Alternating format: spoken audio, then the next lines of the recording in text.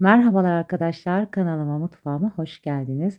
Bugün oldukça lezzetli kat kat ayrılan katmer poğaça tarifiyle sizlerleyim. Tepsi tepsi yapıp derin dondurucunuza bu tarifle doldurabilirsiniz. Kahvaltıya, sahura hazırlayabileceğiniz bu katmer poğaça tarifinin buyurun o zaman lafı hiç uzatmadan yapım aşamasına geçelim. Poğaçamızın hamuru için derin yoğurma kabımın içine 1 su bardağı ılık suyumu ekliyorum. 2 su bardağı ılık sütümüzü de ekliyoruz. Kullandığım bardak ölçüsü 200 milimlik klasik su bardağı. 1 paket tek kullanımlık kuru mayamı da ekliyorum. 2 tatlı kaşığı dolusu toz şekerimizi de ekleyelim. Sonrasında spatula yardımıyla biraz malzememizi karıştırıp tuzunu da ekleyelim. 1 çay bardağı sıvı yağ ekliyoruz. Hamuruna çok yağ eklemeyeceğiz. Sonradan bezeleri de yağlayacağımız için bu şekilde daha az yağ kullanmış olacağız. Karıştırmış olduğum malzemelerin üzerine unumu da yavaş yavaş ekliyorum. 7,5 su bardağı kadar unu ekledim. Un marka kalitesine göre değişebileceği için sizler her zaman hamurunuzun kıvamına göre un miktarını ayarlayabilirsiniz. Spatula ile biraz karıştırdıktan sonra geri kalanını elimle yoğurarak kıvamlı bir hamur olana kadar yoğuracağım. Ununuzu her zaman hamur işlerinde yavaş yavaş ekleyin. Bir anda eklerseniz hamurun sert olur. O da istediğiniz güzel sonucu elde edemeyebilirsiniz. Ben bakın her zaman aynı ölçüleri kullansam da yine de unu yavaş yavaş ekliyorum. Hamurumu kıvam alana kadar yoğurdum. Çok hafif ele yapışan yumuşak esnek bir hamur olacak. Hamurun toparlanması için de bir çay bardağı sıvı yağ hamurumuzun içine eklemiştik. Kenarda bardak beklerken dibinde biriken sıvı yağ ben de hamurumun içine ekliyorum. Eğer dilerseniz 1-2 yemek kaşığı da ekleyebilirsiniz. Benim gibi yağın dibinde biriken yağı da bu şekilde değerlendirebilirsiniz. Bakın çok az sıvı yağ eklememle hamur çok güzel toparlandı. Elinize yapışan bir hamur olduğunda 1-2 yemek kaşığı sıvı yağ eklediğinizde mayalı hamurlarınız hemen toparlandığını göreceksiniz. Hamurumu güzelce yoğurduktan sonra üzerinin kapağını kapatıyorum. Bu şekilde hamurum mayalanana kadar kenarda bekletiyorum. Hamurumu açtıktan sonra da bekletip mayalandıracağım için poğaça hamuru gibi çok fazla mayalandırmadım. Yarım saatte mayalanması yeterli geldi. Tezgahı çok az unladıktan sonra mayalanan hamurumu da tezgahımın üzerine alıyorum. Biraz bu şekilde tezgahımın üzerinde de toparlayıp yoğuracağım. Hamurda açma işlemi yapacağım için çok az un serperek hamurun toparlanmasını sağladım. Bu şekilde biraz hamurumu toparladıktan sonra hamur kesme aparatımla 4 parçaya böleceğim. Sizler daha ufak yapmak istiyorsanız daha ufak bezeler halinde yapabilirsiniz. Ben 4 beze şeklinde elimle bu şekilde yuvarladıktan sonra 3 tanesini servis tabağıma alıp üzerine kurumaması için buzdolabı poşeti örtüp kenara alıyorum. Bir tanesini tezgahımın üzerine aldım. Üzerinde un serpiştirip oklavayla açmaya işlemini yapacağım. Öncesinde elimle açabildiğim kadar açıyorum. Sonrasında oklavayla bu şekilde kolayca açabiliyoruz. Hamur bezemiz de büyük olduğu için açabildiğimiz kadar büyük açalım. Yalnız çok ince açmayacağız. Börekteki yufka kadar ince olmayacak. Biraz daha kalın bir yufka elde edene kadar açacağız. Hamurumu ilk aşamada unladım. Sonrasında hiç unlamadım arkadaşlar. Fazla unlamadan açmaya özen gösterelim.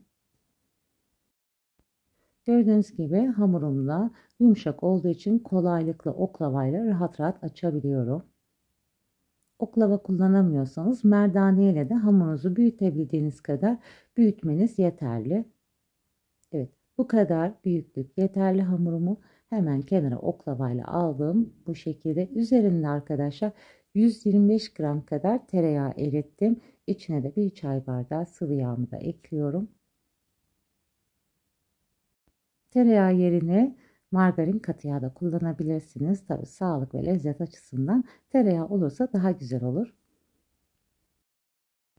Kaşık yardımıyla bolca hamurun üzerine gezdirmiş olduğum yağı fırça yardımıyla her yerinin dağılımını sağlıyorum.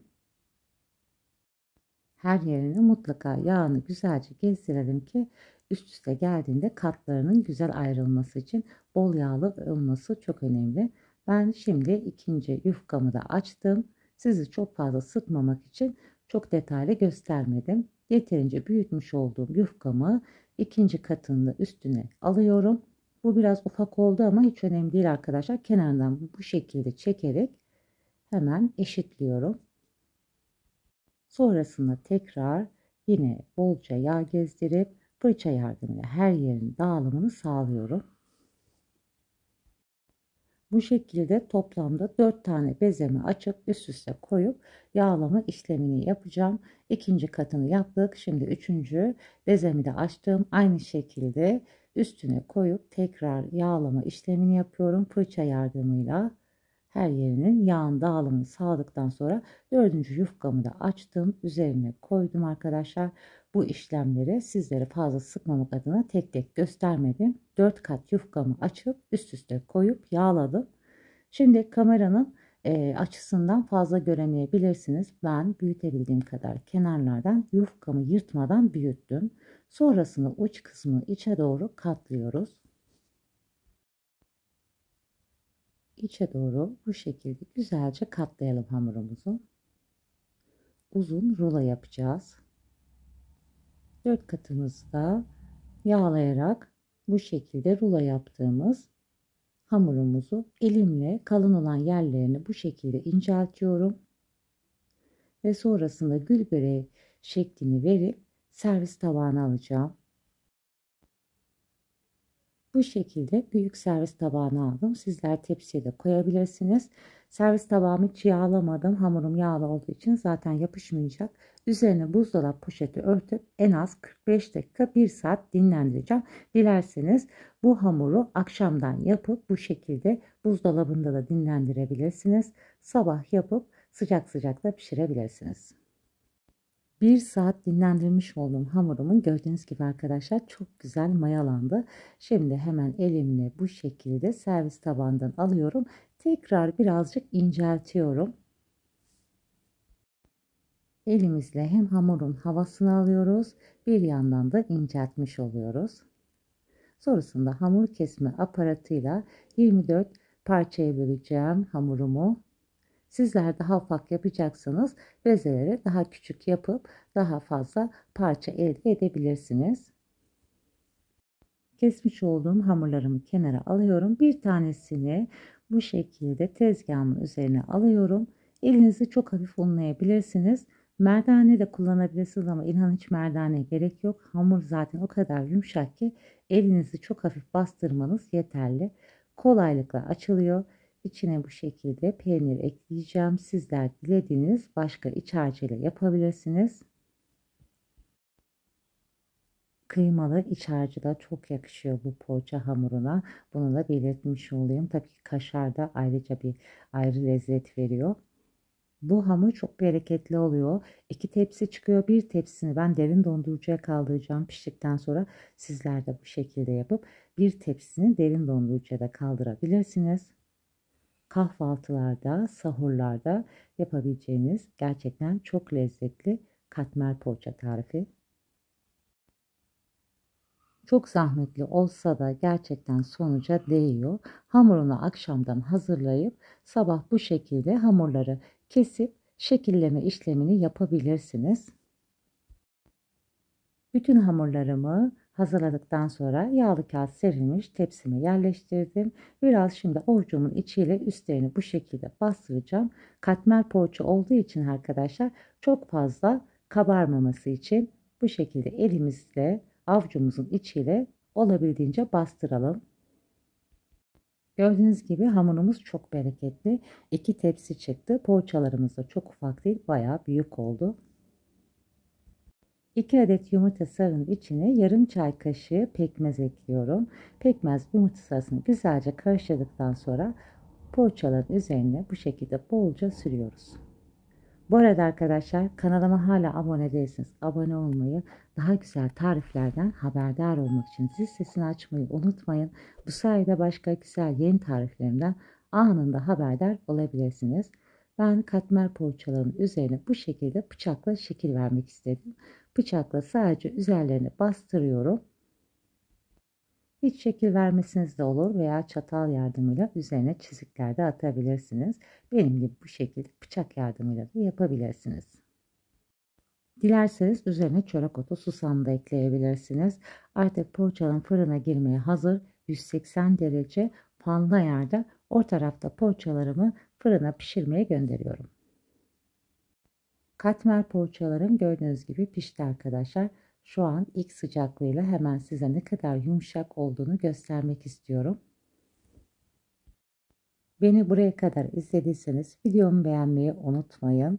Hemen sizlere ikinci kez yine ilk sıcaklığı biraz çıktıktan sonra poğaçamın dokusunu göstermek istiyorum. Gördüğünüz gibi kat kat çok güzel bir poğaça oldu. Sizler de mutlaka bu tarifi deneyin. Denedikten sonra ne demek istediğimi anlayacaksınız. Soğuduktan sonra da yumuşaklığını koruyan bir poğaça. Görüyorsunuz, hemen bir tanesini kırıyorum. Kat kat ayrılıyor.